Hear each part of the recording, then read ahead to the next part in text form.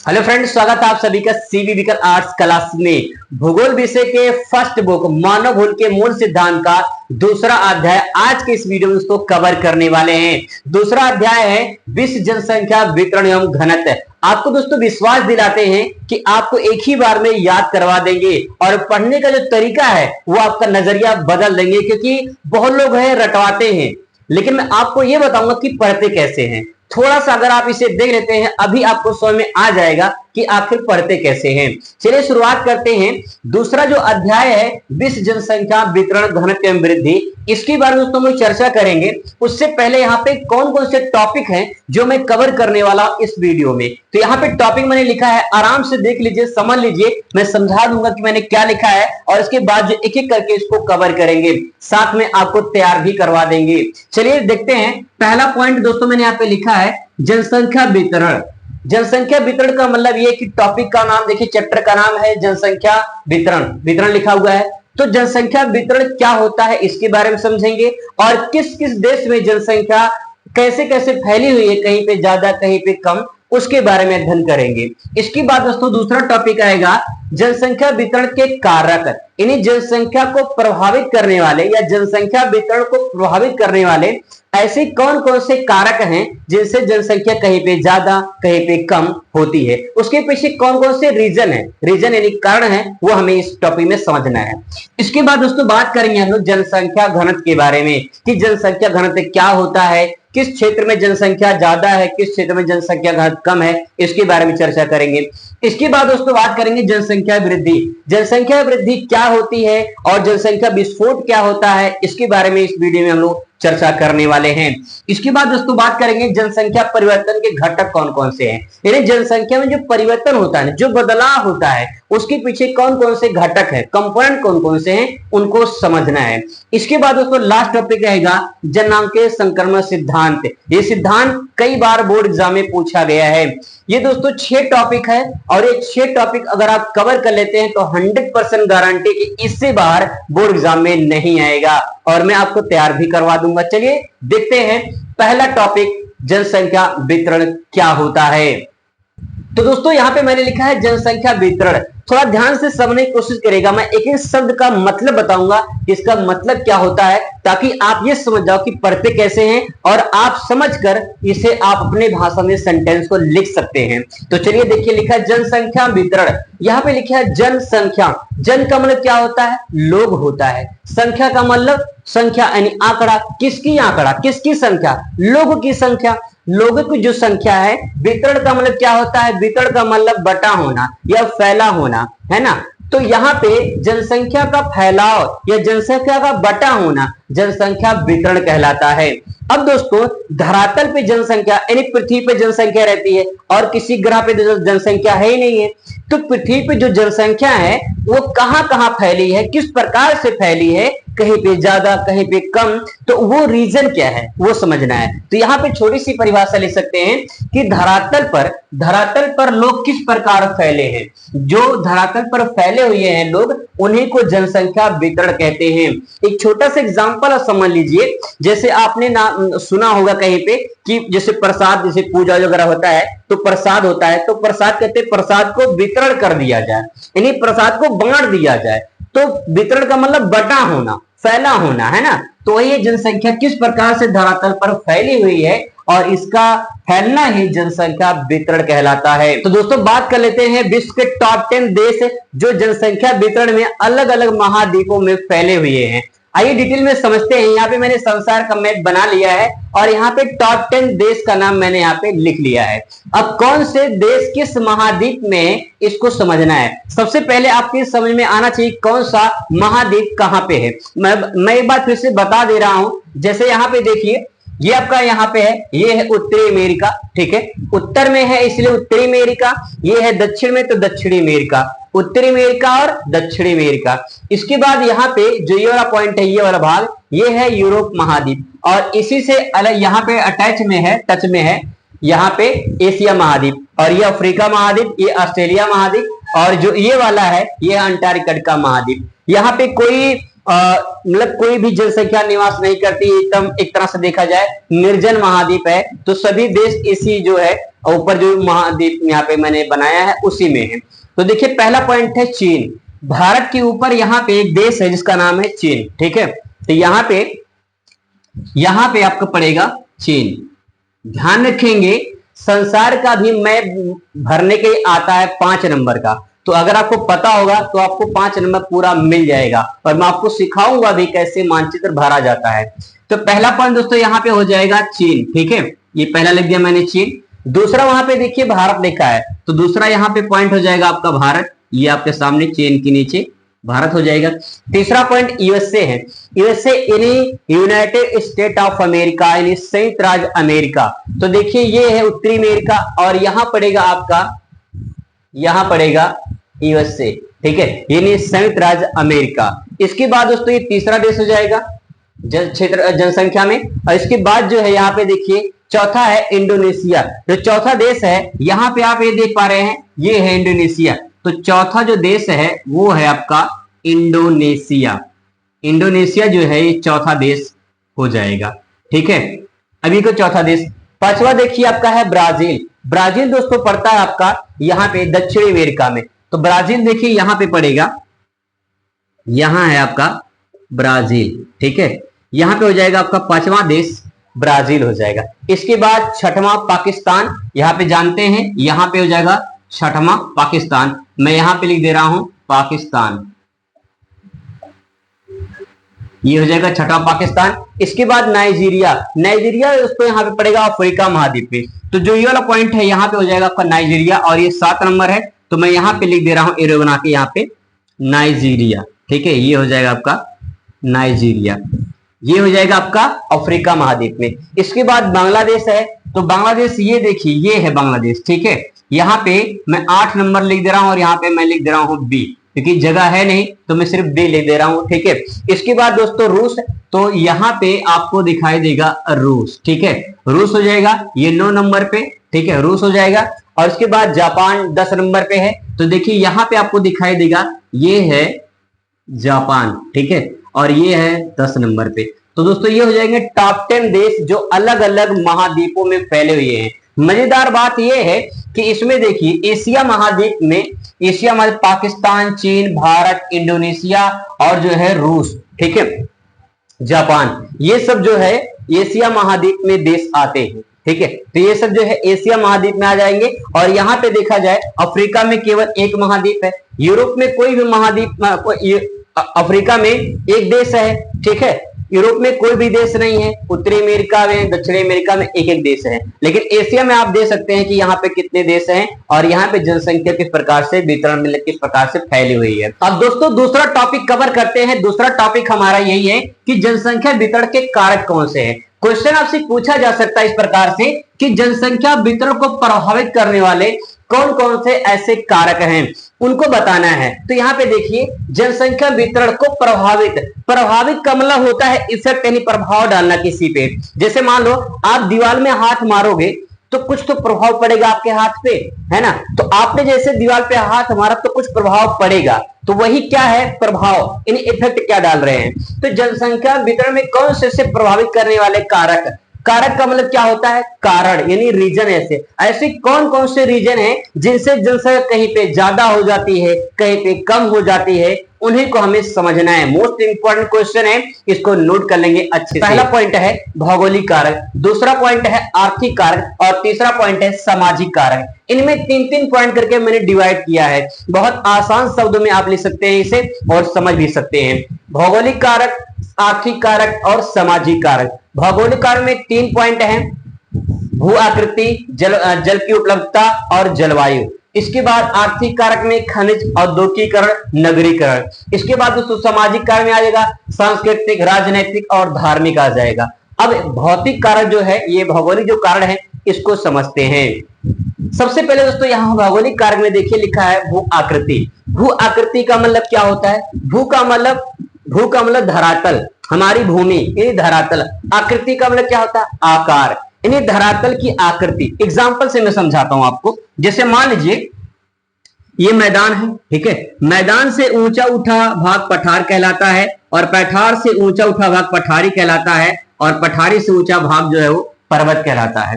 अब जरा ये देखिए, ये मैदान हो गया, ठीक है, ये हो गया आपका मैदान और ये हो गया आपका पठार, ठीक है, और ये हो गया आपका पहाड़ यानी पहाड़ी, ठीक है, और ये हो गया दोस्तों आपका पर्वत हो गया, ठीक है। अब आप जरा मुझे बताइए कि इंसानों की आवश्यकताएं सबसे ज्यादा कहां आसानी से उपलब्ध हो जाती हैं, मैदान पे, पठार पे, पहाड़ पे या पर्वत पे? आप सभी का जवाब होगा मैदान पे। इसका मतलब दोस्तों ये है कि मैदानी भागों में जनसंख्या आपको ज्यादा देखने को मिलेगी। तो भूआकृति वही कहना चाह रहा है कि जो भूमि की बनावट है, जो भूमि की आकृति है, उस आकृति में सबसे ज्यादा जनसंख्या आपको मैदान पे देखने को मिलेगी। इसके बाद थोड़ा बहुत पठार पे देखने को मिलेगी, फिर इसके बाद यहाँ पे मान लीजिए घाटी है, घाटी में देखने को मिलेगी, है ना। फिर इसके बाद पहाड़ पर्वत, बहुत कम जनसंख्या पहाड़ पर्वत में देखने को मिलेगी।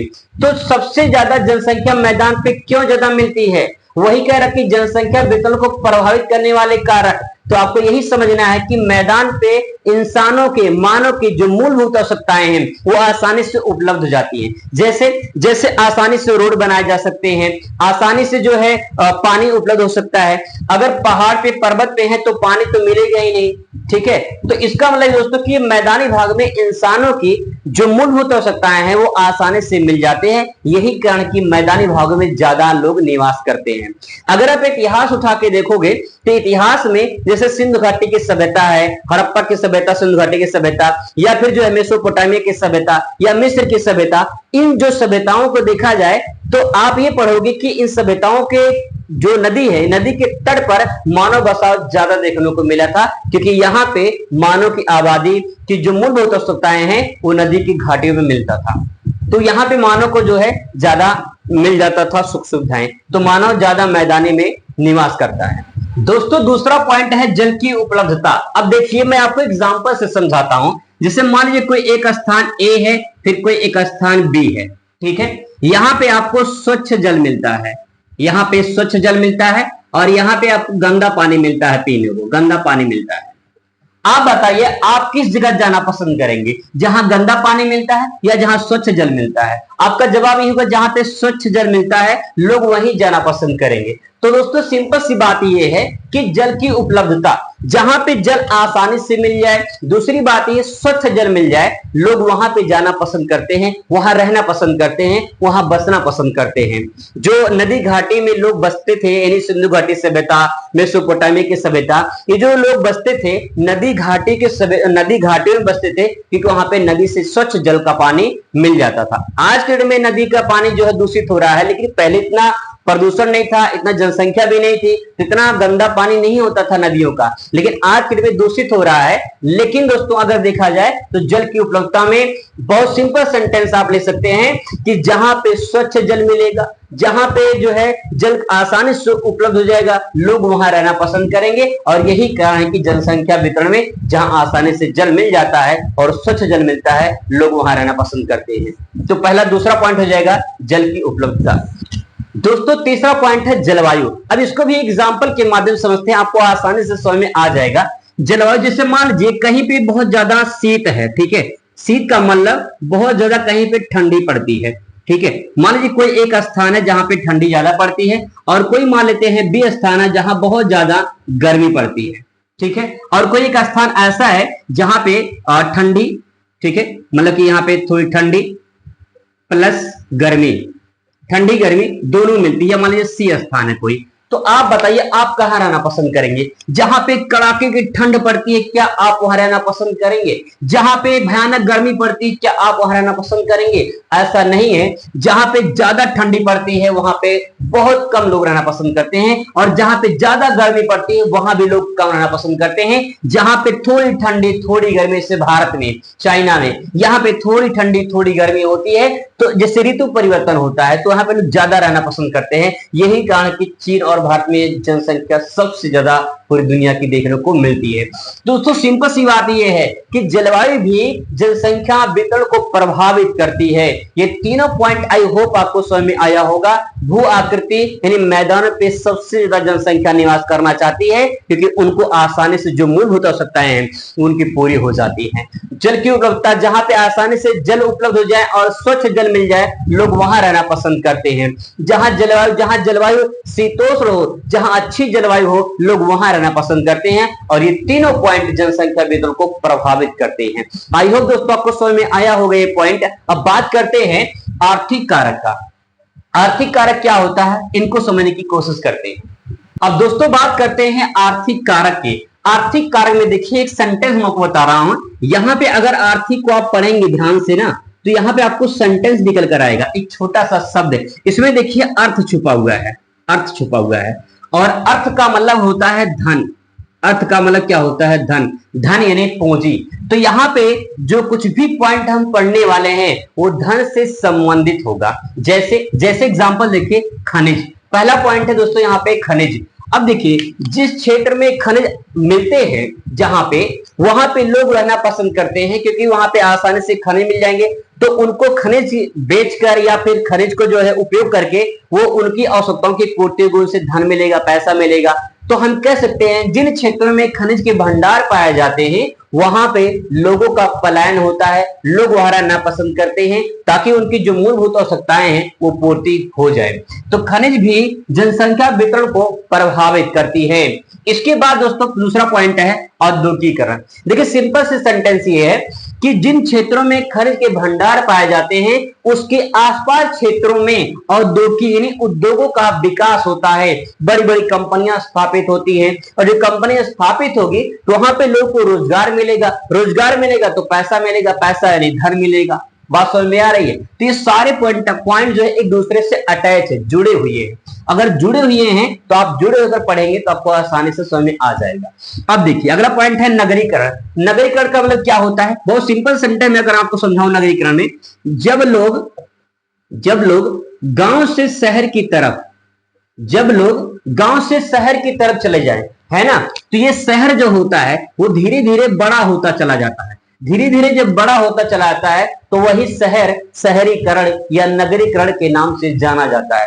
कैसे हुआ शहरीकरण? जब लोग गांव से इस शहर में गए यानी नगर में गए तो नगर बड़ा होता चला गया। और बड़ा क्यों होता चला गया? क्योंकि लोग बसना शुरू कर दिए वहां पे। अब इसलिए लोग गए क्यों? इसलिए गए क्योंकि वहां पे रोजगार की सुविधा, चिकित्सा की सुविधा, शिक्षा की सुविधा आसानी से शहर में मिल जाती है। लोग शहरों में क्यों जाते हैं? क्योंकि वहां पे जो आवश्यकताएं हैं वो आसानी से उपलब्ध हो जाती हैं।